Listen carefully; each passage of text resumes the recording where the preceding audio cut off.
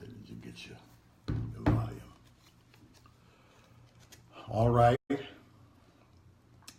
Good Saturday evening to everyone. We are ready to begin our first edition of Me and Mrs. Jones for this year of 2018.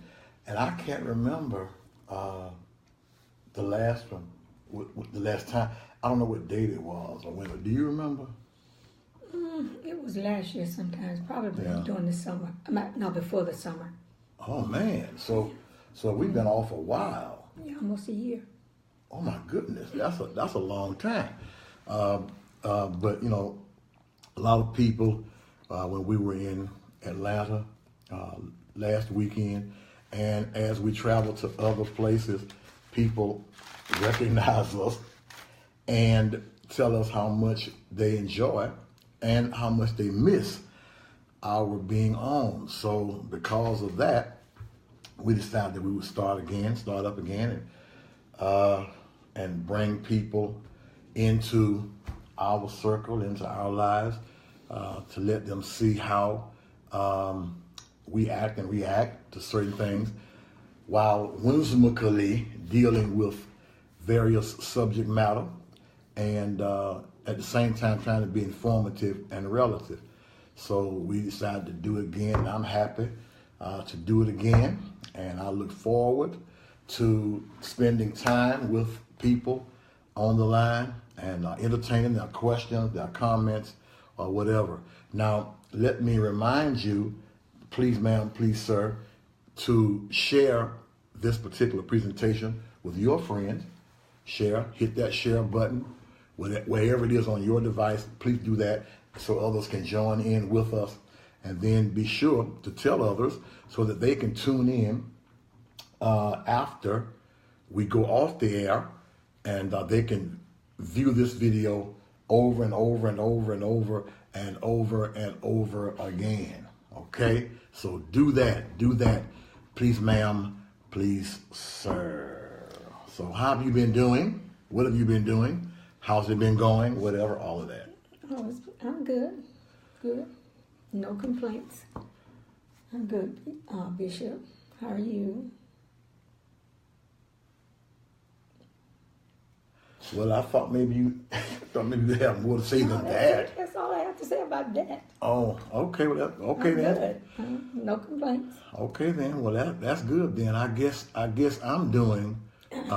Lanier Queen Rose is on, says our favorite grandchild is on. Okay, she got that from Alva. I guarantee you, she got that from Alva Marie Jones. Hey, Lanier. Hey, Queen Rhodes. Amen. Good to see you on. Gloria Battle is on. One of our classmates from Macon, Georgia. Oh man, it was good seeing her at the class reunion back in June. Had a great time there in Macon, seeing all the old classmates. Ooh. Oh, that's ice. Okay, that was ice falling out of the ice maker on the floor. We thought somebody was shooting. Really, we're gonna jump up and leave you all and get out of here. I mean, because it sounds. Whew. Okay, let me gather myself. But tonight, we're going to be looking at something that we feel is important. Our youngest son, Alvin, is on. Hey, Alvin. Hey, Rashida. Rashida. Gail. Rashida? Yeah, Rashida. Pat, how are you all? Oh, man. Pat Ruffin? Pat is on. Pat is always on. Oh, okay. But we're going to be talking about self-esteem. Alva. Self-esteem. So gather around. Listen for the discussion. Type your comments in, your reactions, and that will help us along the way. You might have a question or a comment. So do that for us, okay? Do that for us. Share, subscribe, and comment. Do all of that. Do all of that for us, okay? All right then. So I want to lead off like this, and I'm going to do something that I did not inform my wife of, and I've never informed her of this. Now that may not be good. That may not be good. Okay. That may not be good, Bishop. No, because I've been ever since we talked about Oh, wow. ever since we talked about doing this on self-esteem, it has been on my heart to say, and it's something that I've never said to you. Mm-hmm. I've never said to you, and I've never said to her. I can't remember, and it's been a long time. People ask us all the time how long we've been married, but it's like this: when you've been given a life sentence, you stop counting days and months and years because you're in there for life. So we in this for life. You like that? No, I know how long we've been married. Okay. But anyway, listen, I was going to say this. Say it. I was going to say this. She doesn't know, and I haven't told her, what attracted me to her all those years ago. No, I don't. Right. See? I thought it was my legs. You know, I thought, well, yeah, that it was the legs, the hips, the lips, all of that, the hair. Come on, Bishop, get with it. No, all that went into it, okay? But that was something else that stood out even more. Seriously, that was something that stood out more. And you're going to tell all these people before you tell me. No, I'm going to tell them while I'll tell you. Okay. At the same time, I'm going to tell them and tell you what really attracted me to you in the first place. I used to see her in high school. We were in the band together. I played in the band. She was a majorette and all this kind of stuff. Marching Tiger Bell at Ballard Hudson High School. And what attracted me to her was her self-esteem. The way she carried herself, conducted herself, and then when we reunited at the hospital, when she was a nurse and I was praying for some sick people, it's the confidence that she exemplified. It was the swag, I guess the word today would be, that she carried herself with. And that attracted me. That stood out. Now, as a result of, it all went together. It was a total package. The legs, the hips, the lips, the hair, the complexion. Okay. Because, mellow was yellow back then. I mean, yellow was mellow. Okay. Uh-huh. If you're black, you had to get back, brown, get down, all this kind of stuff. Mm-hmm. But that's what did it. It was the way you confidently walked and confidently spoke and acted and cared. That did something to me. It was your level of esteem. So in this discussion, I want people to understand that self-esteem is important. And Lanier says, yes, Granny still got it. Yes, Granny still got it. Oh, yes, she still got it. She walks in confidence. She walks in esteem. Yeah, okay? Yeah. So I want people to know that self-esteem is important. It is important. And to let you know how important it is, and I'll point it out later on, it's important even to God. And I never really thought about that. Okay? Mm-hmm. So let's get started on this, and you can come in, jump in. Okay. Well, just a little piggyback on what Bishop said.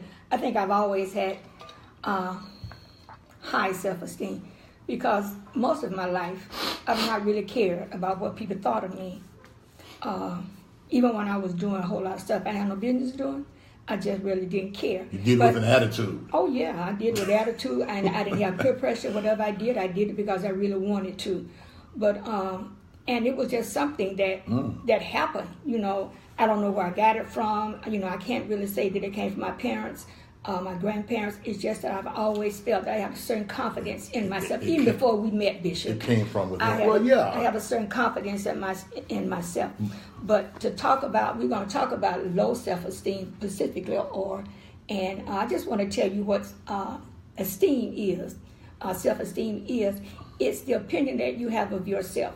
Whether it be high or whether it be low, it's what you think of yourself. And most times, people with high self-esteem, they are very positive people.